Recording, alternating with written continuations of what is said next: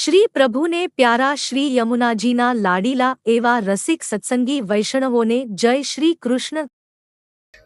આપણા સકલ તીર્થો જેટલા શ્રદ્ધાવાળા લોકો એને બગાડે છે એટલું જેને શ્રદ્ધા નથી ઉલટાની લોકો ચિંતા કરે છે. અને એટલા માટે દરેક સ્થાન પર વિવેકની જરૂર છે. એ ગિરિરાજજીમાં દૂધ ચડાવતા હો ત્યારે, એ યમુનાજીનું પૂજન કરતા હો ત્યારે, બેઠકજીમાં ઝારી ભરતા હો ત્યારે, અને હવેલીમાં દર્શન કરવા જાઓ ત્યારે દરેક સમયે વિવેકની આવશ્યકતા છે. જ્યારે સમાજનું સામર્થ્ય વધી જાય ને ત્યારે સમાજને વિવેકની બહુ જરૂર પડે. અસમર્થ લોકોને બહુ વિવેકની જરૂર નથી પડતી, પણ સર્વસમર્થ લોકોને વિવેકની બહુ જરૂર પડે. હવે બધા આપણે 100 લીટર ચડાવી શકીએ એમ છે દૂધ ગિરિરાજજી, પણ હવે 100 લીટર ચડાવીશ તો ગિરિરાજજીને શ્રમ પડશે કે સુખ થશે એનો વિચાર આપણે કરી લેવો. હવે હું બહુ મોટા પાયે પૂજન કરીને બહુ જ કિલો કંકુ નાખી શકીએ એમ છે, પણ હવે એ કરવું ઉચિત છે કે નહીં આજના સંજોગોમાં એ આપણે બધાએ વિચારવાનું, ચિંતન કરવાનું. સમર્થ લોકોને વિવેકની વિશેષ આવશ્યકતા છે કે પોતાના સામર્થ્યને કઈ રીતે વિવેકના તટમાં સાંકળી રાખવું, એની મર્યાદામાં એને જાળવી રાખવું. નહીં તો આપણી શ્રદ્ધા જ આપણા સેવ્યને શ્રમ આપનારી થઈ જશે. એ શ્રદ્ધા જ. અને એટલા માટે વિવેકની જરૂર. તો કલિંદ ગિરિમસ્તકે પતદ મંદ પૂરોજ્વલા વિલાસગ મનોલ્લ સત પ્રકટ ગંડ શૈલોન્નતા સઘોષ ગતિ દંતુરા સમધિ રૂઢ દોલોત્તમા મુકુંદ રતિ વર્ધિની. મુક્તિને પણ મુક્તિ આપે એનું નામ મુકુંદ. અને એવા પ્રભુમાં મુકુંદ રતિવર્ધિની, એમાં પ્રેમને વધારનારા. જો પુણ્યો માટેના ઉપાય ઘણા છે, ઘણું બધું કરવાથી પુણ્ય મળે છે. મુક્તિ માટેના ઉપાય ઘણા છે. અરે તમે કાંઈ જિંદગીભર ન કર્યું હોય ને, પાપ જ કર્યા, ગુજરી જાઓ, ગુજરી ગયા પછી પણ તમારો મોક્ષ થઈ શકે એવા ઉપાયો શાસ્ત્રોમાં છે. તમે કાંઈ ન કર્યું હોય, બીજો તમારો મોક્ષ કરાવી શકે, તમારા સ્વજન હોય, પણ ભક્તિ તો જાતે જ કરીને જવી પડે. પ્રેમ પ્રભુમાં એ તો જાતે જ આનંદ લઈને જવું પડે. એ આપણા બદલે કોઈ ન કરી શકે. અને એટલા માટે પ્રેમ દુર્લભ છે, ભાવ દુર્લભ છે, ભક્તિ દુર્લભ. એટલે તો જે પ્રભુદાસ જલોટાની વાર્તામાં નહીં, પેલું દહીં પ્રભુને આટલું ગમ્યું તો કહ્યું કા દે કે આવ્યો. પ્રભુદાસને કહી કે મુક્તિ દે દી. એને મુક્તિ માંગી તો મુક્તિ લખી આપી. અરે પ્રભુ રાજી થયા. મુક્તિ જેવી તુચ્છ વસ્તુ શું આપી, એને તો ભક્તિ આપવી જોઈતી. ભક્તિ દુર્લભ છે, એ સહજ મળતી નથી. 2 જણા ભક્તિ આપવા સમર્થ છે. એક મુકુંદ રતિ વર્ધિની એવા શ્રી યમુનાજી પ્રભુમાં તમને પ્રેમ આપી શકે, અને બીજું સાનિધ્ય માત્ર દત્ત શ્રી કૃષ્ણ પ્રેમા. શ્રી મહાપ્રભુજી સાનિધ્યમાં જાઓ મહાપ્રભુજીના, અને સાનિધ્યમાં બેસવા માત્રથી તમે કૃષ્ણ પ્રેમથી છલોછલ ભરાઈ જશો. આ 2 તત્વો ભગવત પ્રેમ. બાકી ભગવત પ્રેમ કોઈ ના આપી શકે. અતિ દુર્લભ છે પ્રેમ. પ્રેમ પૂર્વકનો વ્યવહાર કોઈ શીખવાડી શકે. પ્રેમ તો પ્રગટે. અમુક વસ્તુ માંગવાની ન હોય, મેળવવાની હોય. પ્રેમ મંગાય નહીં, એ તો નાનો થઈ જાય. માંગો એ તો મેળવવાનો. સન્માન માંગવાનું ના હોય, મેળવવાનું હોય. તમે માંગો તો નાનું થઈ જાય. અમુક વસ્તુ તો મેળવવાની હોય, માંગવાની ના હોય. અને આ બધા તત્વો પ્રેમ જેવા તો અતિ દુર્લભ કયા છે. પ્રભુમાં પ્રેમ પ્રગટવો એ સહજ વાત નથી. એ તો શ્રી યમુનાજીનું સ્મરણ અને શ્રી વલ્લભનું સાનિધ્ય, આ 2 દ્વારા સિદ્ધ થાય. મુકુંદ રતિવર્ધની જયતિ પદ્મ બંધો સુતા. જય તમારો હો જયતિ. એટલે તો વૈષ્ણવ મળે તો એકબીજાને જય શ્રી કૃષ્ણ કરે. અને એક વસ્તુ યાદ રાખ, જ્યારે પણ હવેલીમાં દર્શન કરવા જતા હો, એક નિયમ રાખો, જેટલા લોકો મળે એને જય શ્રી કૃષ્ણ કરતા કરતા જવાનું. જો દર્શનમાં કેવો આનંદ આવે છે. પ્રત્યેક જય શ્રી કૃષ્ણ સાથે તમારા લાખો દોષો નિર્મૂલ થઈ જાય છે. ત્યાં પ્રભુ સુધી પહોંચશો ત્યાં સુધી તો નિર્દોષ થઈ ગયા છે. તમારો દુશ્મન પણ કેમ ન હોય, પણ હવેલી જતી વખતે પ્રભુ માટે જઈ રહ્યો છું, ઠાકોરજીના દર્શન કરવા જઈ રહ્યો છું, એ સમયે સામે મળે તો જય શ્રી કૃષ્ણ કરવાનું ચૂકતા નહીં.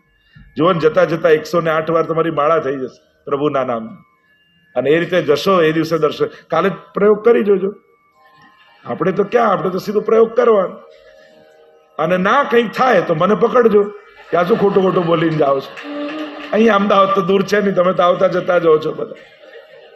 આ બધા અનુભવો કરવાના જાતે, પોતાના ઉપર પ્રયોગ કરવાનો. આ બધું કહેવાયું છે કે આ કરવાથી આમ થાય, આ કરવાથી, તું ક્યારેક પ્રયોગ તો કર, થાય છે કે નહીં. મહાપ્રભુજીની વાણી પર વિશ્વાસ હશે, ચોક્કસ અનુભવ થશે.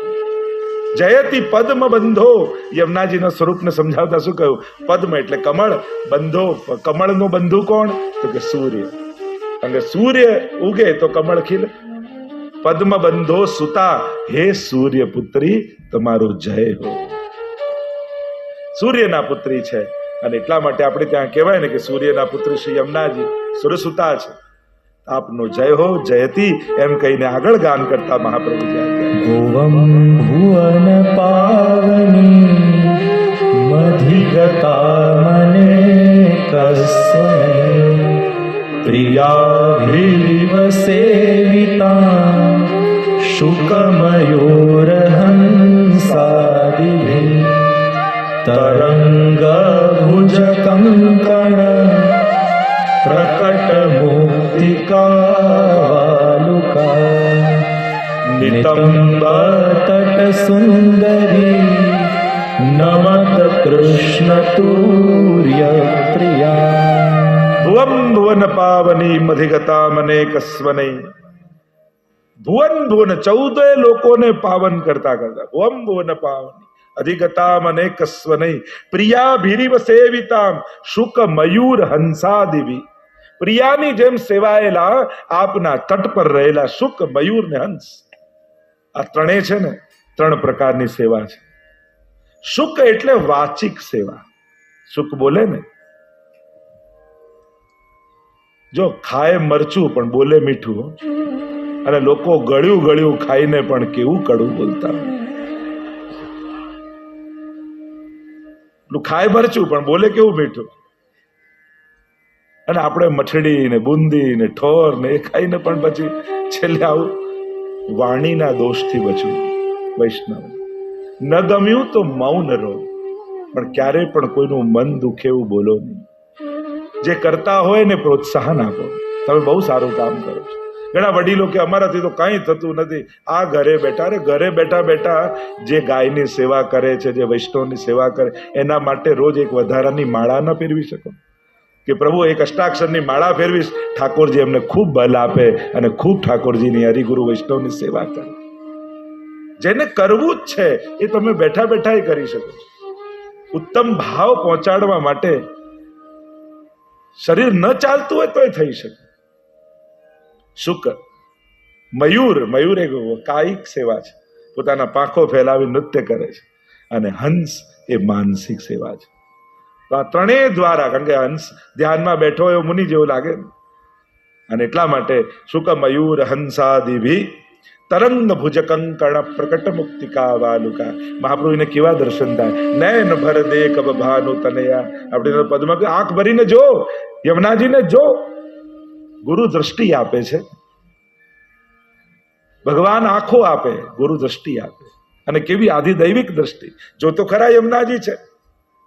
જો મહાપ્રભુજીની આપેલી દ્રષ્ટિ લઈને જશો તો તમને યમુનાજીમાં સાક્ષાત દર્શન થશે. તમે યમુનાજીના દર્શન કરવા પેલા જાઓ, મથુરા જાઓ અને સૌથી પહેલા વિશ્રામ ઘાટ જાઓ, ત્યારે સૌથી પહેલા ઉપરથી તમને શું દેખાય?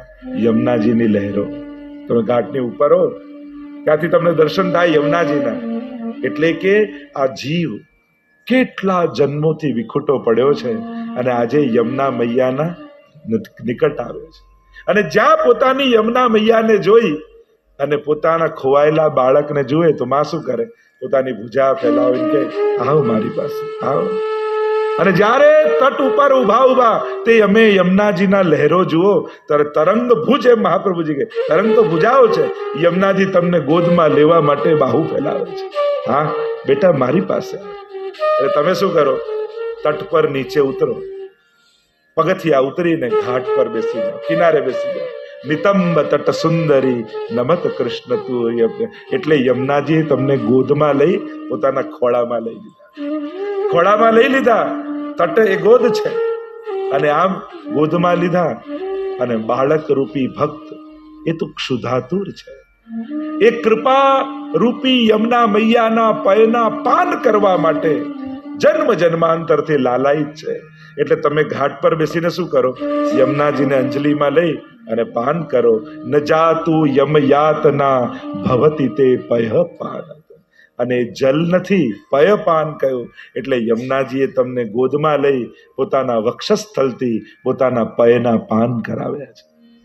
જ્યારે આવો ભાવ લઈ અને તમે યમુનાજીના પાન કરો છો ત્યારે તમને સાક્ષાત અહેસાસ થાય કે મારી યમુના મૈયાએ મારને કૃપા રસના પાન કરાવ્યા. તો તરંગ ભુજ કંકણ, જ્યારે તરંગ ઉઠે અને એમાં સૂર્યના કિરણો પડે અને એમાં રજકણો ચળકે તો મહાપ્રભુજી એમ કહે કે આ તરંગ ભુજાઓ છે, કંગ પ્રકટ મુક્તિકા વાલુકા. અને એમાં યમુનાજીએ કંકણ પહેર્યા છે. 16 શણગાર સજામાં આભરણમાં ઓપો છે. 16 શણગાર છે અને 12 આભરણ છે. આપણે ત્યાં આપણે મહેંદી ને કાજલ ને કંકુમ આ બધું આભરણમાં આવે અને જે ધરે ને એને શણગાર કહેવાય. તો 16 શણગાર અને 12 આભરણ યમુનાજી પહેરીને શોભી રહ્યા છે. અને ત્યારે યમુનાજીએ કંકણ હસ્તમાં પહેર્યા છે, એના મોતી ચળકી રહ્યા છે. તરંગ ભુજ કંકણ પ્રકટ મુક્ત્યાકા વાલુકા નિતંબ તટ સુંદરી નમત કૃષ્ણ તુર્ય પ્રિયામ. આ યમુનાજી પ્રભુના ચતુર્થ પ્રિયા છે, એમને નમન કરો એમ કહીને મહાપ્રભુજી આગળ ગાન કરતા કહે અનંત ગુણ ભૂષિતે શિવ વિરંચિતે વસ્તુતે ઘના ઘન નિભે સદા ધ્રુવ પરાશરાભીષ્ટદે વિશુદ્ધ મથુરા તટે સકલ ગોપ ગોપી વૃતે કૃપા જલધિ સંશ્રિતે મમ મન સુખમ ભાવય. અનંત ગુણભૂષિતે શિવ વિરંચિતે વસ્તુતે. યમુનાજી તો અનંત ગુણોથી સુશોભિત છે. મુખ ગુણ અપાર, મુખ એક કહા લો વર્ણનીય. તેવા તો અનંત ગુણોથી સુશોભિત. કારણ કે એક જીવ સહસ્ત્ર રસના ક્યો ન દઈ વિધાતા. 41 પદમાં તો કેટલી વાર કે આ અમારા રોમ રોમમાં જીવવા હોત તો યમુનાજીના ગુણગાન કરવાનો કેવો આનંદ આવત. આ એક જીવાથી આ તો એક આખા દરિયાને ચમચીથી પીવાની વાત છે કે કેમ કરીને એ ગુણોને ગાઈ શકું. તો અનંત ગુણભૂષિતે શિવ વિરંચિતે વસ્તુતે. શિવજી અને બ્રહ્માજી દ્વારા એમની સ્તુતિ થયેલી છે, સ્તુતિ ગવાયેલી છે. અને ઘના ઘન નિભે સદા ધ્રુવ પરાશરાભિષ્ટ. એમ તો આ શ્લોકમાં ટીકામાં 6 ગુણ યમુનાજીના બતાવવામાં આવ્યા. જે 6 ગુણ ઐશ્વર્ય વીર્ય યશસ્વી જ્ઞાન વૈરાગ્ય એ ઠાકોરજીમાં છે, એ જ મહાપ્રભુજીમાં છે અને એ જ શ્રી યમુનાજીમાં છે. તો એની ચર્ચા અહીંયા ગહનતાથી છે, પણ એમાં ન જતા ઘના ઘન નિભે સદા. ઘનઘોર જે વરસવા વાળા વાદળ છે એવી શોભાને ધારણ કરવામાં. તો ઘના ઘન નિભે સદા ધ્રુવ પરાશરાભિષ્ટ દે. ધ્રુવજી અને પરાશરને અભિષ્ટ ફળ આપનારા છે. આપણે બધા જાણીએ છીએ કે ધ્રુવજીએ તપ કર્યું, પિતાની ગોદમાં બેસવા ન મળ્યું. પરમ પિતાની ગોદમાં બેસવું છે, તપ કરવા માટે મધુવનમાં આવ્યા. આજે પણ જેણે વ્રજયાત્રા કરી હશે એને ખ્યાલ હશે. અને મધુવનમાં આવ્યા, તપ કર્યું અને પ્રભુ મળ્યા, કૃપા થઈ અને ધ્રુવલોક મળ્યું. આપણને તો એમ લાગ્યું કે તપ કર્યું એટલે મળી ગયું. અરે તપ તો હજારો ઋષિઓ કરે છે, હજારો વર્ષ સુધી કરે છે. કેવલ તપને કારણે ધ્રુવજીને કૃપા નથી થઈ, પણ નિત્ય યમુનાજીના તટ ઉપર તપ કર્યું અને રોજ યમુના પાન કરતા, એટલે યમુનાજીની કૃપાથી ધ્રુવજી ઉપર કૃપા થઈ છે. એ મહાપ્રભુજી સમજાવે. ધ્રુવને અભિષ્ટ ફળ ધ્રુવ પરાશરાભિષ્ટ દે. પરાશર મુનિને પણ અભિષ્ટ ફળ મળ્યું. પરાશરજી કોણ છે? વ્યાસજીના પિતા. એવી કથા આવે છે, મત્સ્યગંધા નામની કન્યા, સાયંકાલનો સમય હતો, ન કરવાનું કૃત્ય થયું, કોઈ અસુર પેદા થવો જોઈએ, પણ અસુરની જગ્યાએ યમુનાજીનો તટ હતો, એટલે ભગવાનના જ્ઞાન અવતાર એવા વ્યાસજીનું પ્રાગટ્ય થયું. અને એટલા માટે પરાશર મુનિને પણ અભિષ્ટ ફલ રૂપે વ્યાસજી મળ્યા. એ કેમ? યમુનાજીના આશ્રયને કારણે. કારણ કે યમુનાજીનો સ્વભાવ કેવો છે? અજાણે અધર્મી નાઈ ગયો તોય માએ કર્યો ઉદ્ધાર. કોઈ અજાણતા પણ સ્નાન કરી જાય, પાન કરી જાય, તો પાન કરનારને ખબર નથી, પણ જેનું પાન કર્યું છે એને તો ખબર છે. અને બીજું સાનિધ્ય માત્ર દત્ત શ્રી કૃષ્ણ પ્રેમા. શ્રી મહાપ્રભુજી સાનિધ્યમાં જાઓ મહાપ્રભુજીના, અને સાનિધ્યમાં બેસવા માત્રથી તમે કૃષ્ણ પ્રેમથી છલોછલ ભરાઈ જશો. આ બે તત્વો, ભગવત પ્રેમ. બાકી ભગવત પ્રેમ કોઈ ના આપી શકે, અતિ દુર્લભ છે પ્રેમ. પ્રેમ પૂર્વકનો વ્યવહાર કોઈ શીખવાડી શકે? પ્રેમ તો પ્રગટે. અમુક વસ્તુ માંગવાની ન હોય, મેળવવાની. પ્રેમ મંગાય નહીં, એ તો નાનો થઈ જાય. માંગો એ તો મેળવવાનો. સન્માન માંગવાનું ના હોય, મેળવવાનું હોય. તમે માંગો તો નાનું થઈ જાય. અમુક વસ્તુ તો મેળવવાની હોય, માંગવાની ના હોય. અને આ બધા તત્વો પ્રેમ જેવા એ તો અતિ દુર્લભ કયા છે. પ્રભુમાં પ્રેમ પ્રગટવો એ સહજ વાત નથી. એ તો શ્રી યમુનાજીનું સ્મરણ અને શ્રી વલ્લભનું સાનિધ્ય, આ બે દ્વારા સિદ્ધ થાય. મુકુંદ રતિવર્ધની જયતિ પદ્મ બંધો સુતા. જય તમારો હો જયતિ. એટલે તો વૈષ્ણવ મળે તો એકબીજાને જય શ્રી કૃષ્ણ કરે. અને એક વસ્તુ યાદ રાખ, જ્યારે પણ હવેલીમાં દર્શન કરવા જતા હો, એક નિયમ રાખો, જેટલા લોકો મળે એને જય શ્રી કૃષ્ણ કરતા કરતા જવાનું. જો દર્શનમાં કેવો આનંદ આવે છે. પ્રત્યેક જય શ્રી કૃષ્ણ સાથે તમારા લાખો દોષો નિર્મૂલ થઈ જાય છે. ત્યાં પ્રભુ સુધી પહોંચશો ત્યાં સુધી તો નિર્દોષ થઈ ગયા છે. તમારો દુશ્મન પણ કેમ ન હોય, પણ હવેલી જતી વખતે પ્રભુ માટે જઈ રહ્યો છું, ઠાકોરજીના દર્શન કરવા જઈ રહ્યો છું, એ સમયે સામે મળે તો જય શ્રી કૃષ્ણ કરવાનું ચૂકતા નહીં. જુઓ જતા જતા 108 વાર તમારી માળા થઈ જશે પ્રભુના નામ. અને એ રીતે જશો એ દિવસે દર્શન. કાલે પ્રયોગ કરી જોજો. આપણે તો ક્યાં, આપણે તો સીધો પ્રયોગ કરવાનો. અને ના કંઈક થાય તો મને પકડજો, ત્યાં શું ખોટું ખોટું બોલીને જાઓ છો. અહીંયા અમદાવાદ તો દૂર છે નહીં, તમે તો આવતા જતા જાઓ છો બધા. આ બધા અનુભવો કરવાના જાતે, પોતાના ઉપર પ્રયોગ કરવાનો. આ બધું કહેવાયું છે કે આ કરવાથી આમ થાય, આ કરવાથી. તો ક્યારેક પ્રયોગ તો કર, થાય છે કે નહીં? મહાપ્રભુજીની વાણી પર વિશ્વાસ હશે, ચોક્કસ અનુભવ થશે. જયતિ પદ્મ બંધો. યમુનાજીના સ્વરૂપને સમજાવતા શું કહ્યું? પદ્મ એટલે કમળ, બંધો, કમળનો બંધુ કોણ? તો કે સૂર્ય. કારણ કે સૂર્ય ઉગે તો કમળ ખીલે. પદ્મ બંધો સુતા. હે સૂર્ય પુત્રી, તમારો જય હો. સૂર્યના પુત્રી છે, અને એટલા માટે આપણે ત્યાં કહેવાય ને કે સૂર્યના પુત્રી શ્રી યમુનાજી સુરસુતા છે. આપનો જય હો જયતિ એમ કહીને આગળ ગાન કરતા મહાપ્રભુજી ભુવમ ભુવન પાવની મધિગતા મને કસ્મૈ પ્રિયાભિવ સેવિતા શુકમયોરહંસાદિભિ તરંગ ભુજ કંકણ પ્રકટ મુક્તિકાલુકા નિતંબ તટ સુંદરી નમત કૃષ્ણ તુર્ય પ્રિયા. ભુવન ભુવન પાવની મધિગતા મને કસ્વનૈ. ભુવન ભુવન 14 લોકોને પાવન કરતા કરતા ભુવન ભુવન પાવની અધિગતા મને કસ્વનૈ પ્રિયાભિરિવ સેવિતામ શુક મયુર હંસાદિવી. પ્રિયાની જેમ સેવાયેલા આપના તટ પર રહેલા શુક મયુર ને હંસ, આ ત્રણેય છે ને, 3 પ્રકારની સેવા છે. શુક એટલે વાચિક સેવા. શુક બોલે ને, જો ખાય મરચું પણ બોલે મીઠું. અને લોકો ગળ્યું ગળ્યું ખાઈને પણ કેવું કડવું બોલતા. ખાય મરચું પણ બોલે કેવું મીઠું. અને આપણે મઠડી ને બુંદી ને ઠોર ને એ ખાઈને પણ પછી છેલ્લે આવું. વાણીના દોષથી બચવું. વૈષ્ણવ ન ગમ્યું તો મૌન રહો, પણ ક્યારે પણ કોઈનું મન દુખે એવું બોલો નહીં. જે કરતા હોય ને પ્રોત્સાહન આપો.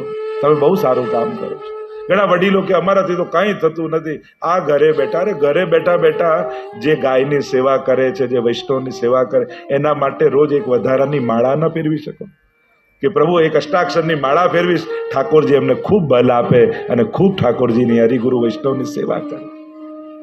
જેને કરવું જ છે એ તમે બેઠા બેઠા કરી શકો.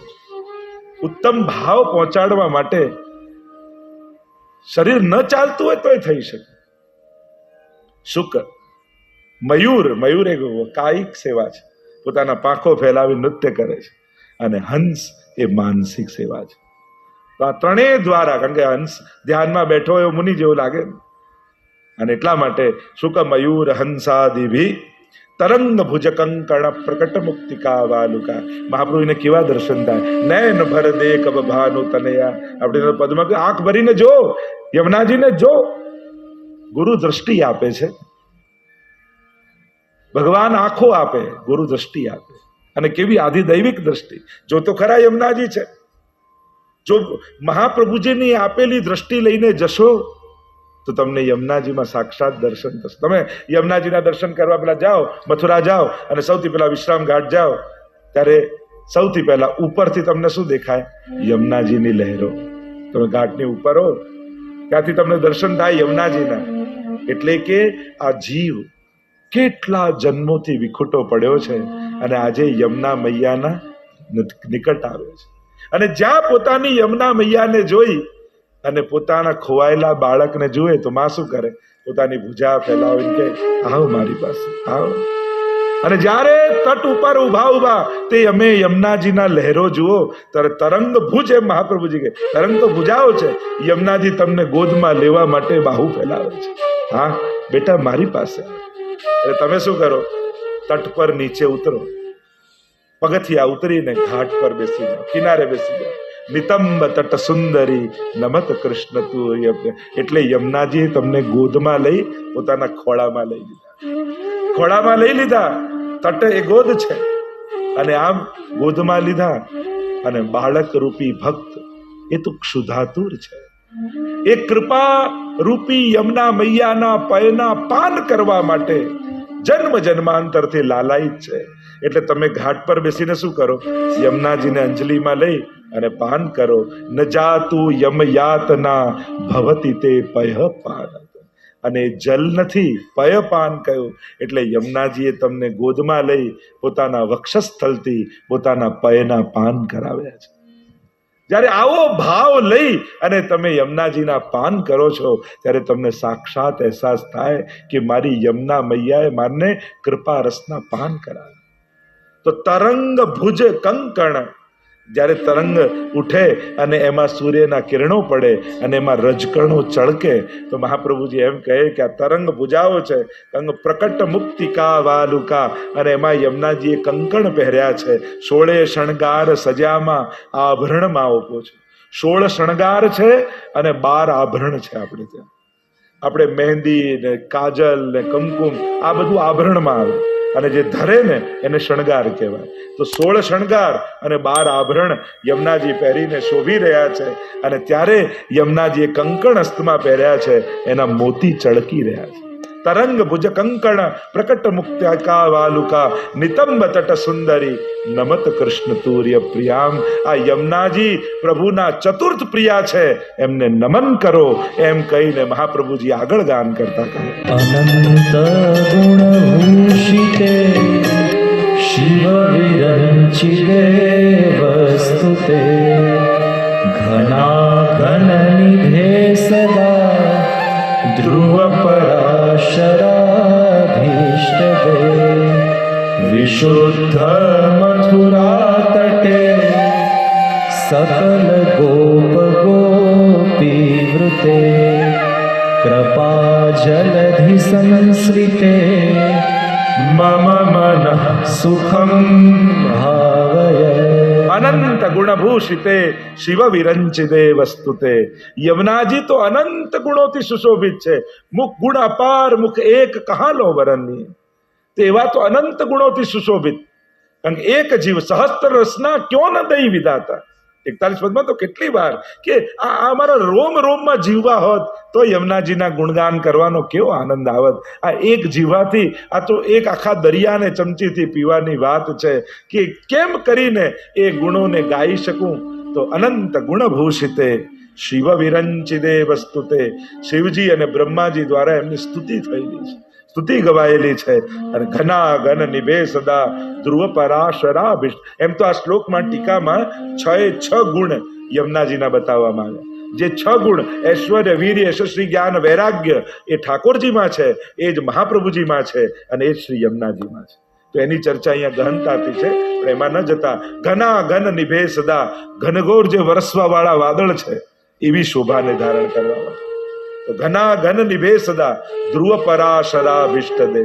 ધ્રુવજી અને પરાશરને અભિષ્ટ ફળ આપનારા છે.